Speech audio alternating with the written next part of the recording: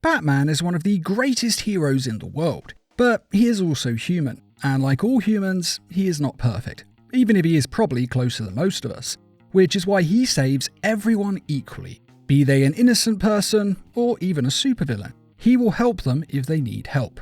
But like I say, he isn't perfect, and so he has failed to save people on occasion. And we are going to look at the times that he has tried to save a supervillain's life and failed. Hush. In this adaptation of a classic Batman story, we see many things. Batman breaking his skull and nearly being killed in action, Superman mind-washed by Poison Ivy and her kryptonite lipstick, then fighting hand-to-hand with Batman, and Catwoman and Batman finally admitting their feelings for one another and dating. And of course, Batman and Hush facing off in the film's ending, which culminates in Hush hanging off of an edge with a deadly drop below him, and Batman, naturally, wants to save him, even despite the fact that Hush fractured his skull and killed one of his oldest friends. But the factory they are in is exploding, and Catwoman wants Batman to forget him and save himself, but he refuses. So she does what she has to save Batman, and she cuts the line, letting Hush fall to his death. And this not only saved Batman's life, as he just didn't have time to save Hush before the building came down, but you have to remember that Hush is not only extremely violent, but he also knows Batman's secret identity, which means if he's still alive, he's going to make life hell for Batman and his closest allies. So Catwoman actually saves Batman twice here, once by getting him out of the building, and second by stopping Hush from destroying his life. She did what she had to save the man that she loves. And Batman is incredibly distraught over this, as he failed to save someone, even if they are a villain. And this helps Catwoman understand that Batman has a pathological need to save everyone around him, regardless of the danger to himself, or even if that person actually deserves to be saved in the first place.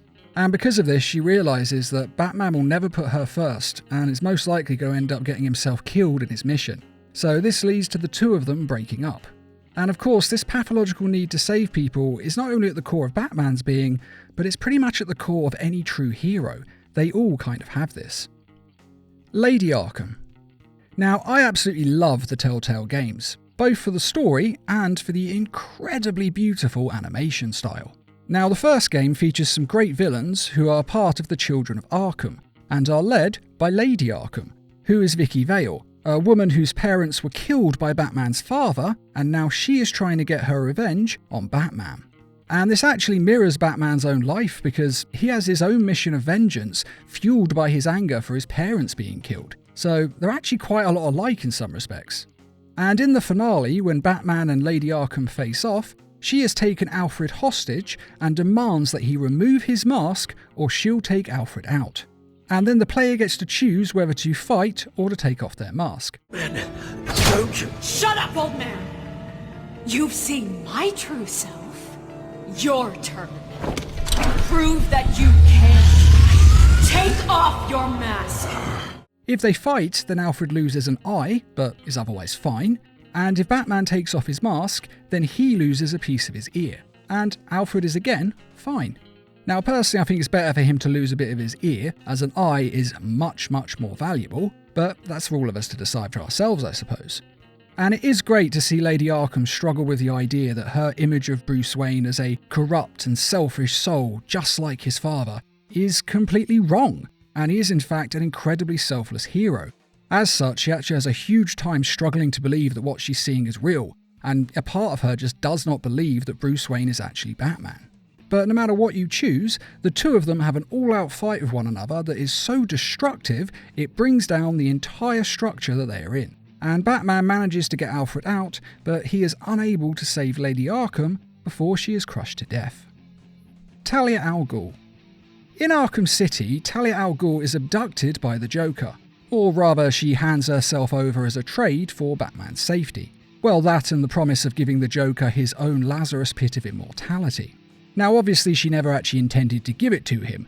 I mean, the Joker's nuts, she's not going to let him be immortal and powerful, is she? In fact, her plan was to kill him, which she did. Talia, no!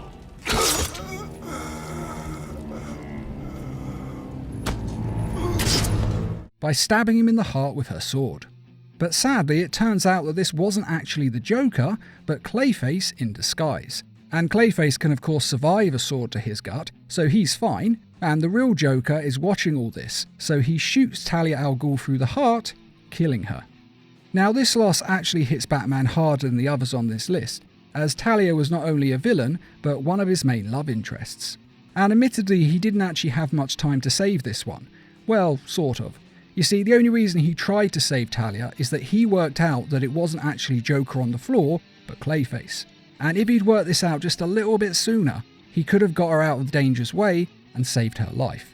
But instead, he had to watch as she died. And like I say, this really hurt him, so it's probably one of his deepest regrets in this universe. And also in this game, Hugo Strange. Now ultimately it is revealed that Hugo Strange orchestrated the whole of Arkham City simply so he could murder all of the criminals in the prison. And this was all to impress Ra's al Ghul and take his place as the head of the demon. Which is why Hugo Strange arranged for Batman to be in Arkham City in the first place, as he wanted to show Ra's that he was Batman's superior. However, Batman ends up defeating Strange and stops his master plan. And so Ra's al Ghul sees no reason to keep Hugo Strange around anymore, and disposes of him.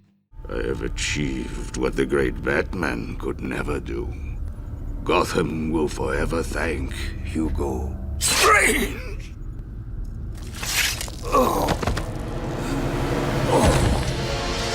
Your part in this is over, Professor Strange. Now naturally Batman tries to save him, putting pressure on the wound and trying to get him medical treatment. Ra's of course doesn't care about this, but ultimately it doesn't matter, as Hugo Strange decides to have the last laugh, and he uses a voice-activated explosive to destroy the tower that they are in an attempt to kill them all. Now Strange does die, stopping Batman from saving him, and Batman does try to catch Ra's as they fall, but Ra's tries to stab Batman by stabbing his sword through his own body, but Batman manages to dodge this, and then Ra's of course falls to his death. Though thanks to his Lazarus pit, death is only really a temporary situation for Ra's al Ghul. Now this one is Batman failing to save a villain, or two in a way, sure, but since Strange kind of took his own life, as did Ra's al Ghul, well, it's up for you to decide if this one really counts as Batman failing to save them, but I did think it was at least worth mentioning. Mr. Freeze. In one of the greatest DC animation stories ever told, and my personal favourite episode of Batman Beyond, Mr. Freeze comes out of cold storage, quite literally, that's not actually a pun, he does come out of cold storage, and is given a new body that doesn't have any systemic damage to its genes like his old one did. And that's all a fancy way of saying that he's normal now, and no longer has to live in a sub-zero environment to stay alive. And he can go about having a normal life as a normal member of society once again. Now, why exactly he's not being held accountable for all of his crimes in any way is kind of glossed over. We have to assume that he was either deemed sane after some time in Arkham, or whatever prison time he was given he has served. It is 50 years in the future after all. But even if Mr. Freeze is still going free, those that he has hurt over the years have not forgiven him, and one of them even tries to kill him. Batman of course saves him from this attack, and Mr. Freeze decides that he has hurt the man enough, because he's done some horrible things in his lifetime, and he doesn't want to hurt people anymore. And he also decides to use his trust money, which is around $500 million, to start a charity to help those that he has hurt in the past, all in an attempt to try to make up for his past crimes. And it is a great story of redemption, until of course it all goes wrong. You see, Mr. Freeze's DNA starts to revert to its original state from the body it was cloned from, and he once again has to live in a sub-zero environment or else he'll die. And he goes to the people who cloned him in the first place to get help, and these people decide to kill him and cut up the body for biopsy, because they want to see what went wrong with the cloning process and they want to refine it. Now, naturally, Mr. Freeze does not want to go along with this, and he escapes. And then he comes back for his revenge in a fancy new freeze suit, freezing the doctors in blocks of solid ice and blowing up the compound to kill everyone involved in the cloning program. Now, Batman does his best to stop him, and he does manage to lessen the size of the detonation, but he is unable to save Freeze, as Freeze just doesn't want to be saved. As he says to Batman, "You're the only one who cares," and he walls himself up with giant walls of ice, and Batman has to leave him there, as the compound blows up with him inside. ending Mr. Freeze's story once and for all. And this is just a great time that Batman was desperately trying to save someone who just wouldn't let himself be saved. It's a really touching story actually, and I do very much recommend watching it. And those are the best times that Batman has tried, and failed, to save a supervillain. Now, a lot of people might think that these people don't actually deserve saving, considering the things that they have done in the past. And while I'm not defending them, it is true that a hero tries to save everyone, regardless of their crimes. After all, if a doctor refuses to perform life-saving surgery on a criminal, then how is that doctor any better than the criminal? But all politics aside, with these particular villains, it does have to be said that the world is a better place without them in it. They would have 100% continued to kill and to ruin lives. So, in a way, Batman actually didn't fail to be a hero, even if he did fail to save their lives. But what do you think? Did these villains even deserve to be saved in the first place? And are there any other great times you know of where Batman failed to save a supervillain? Be sure to let us know in the comments, and I'd just like to quickly remind everyone that we have some merchandise available on our store, and to say thanks to all of you who have donated to the Needle Mouse Productions page on Patreon. And as always, thanks for watching, and feel free to subscribe, share, like, and comment.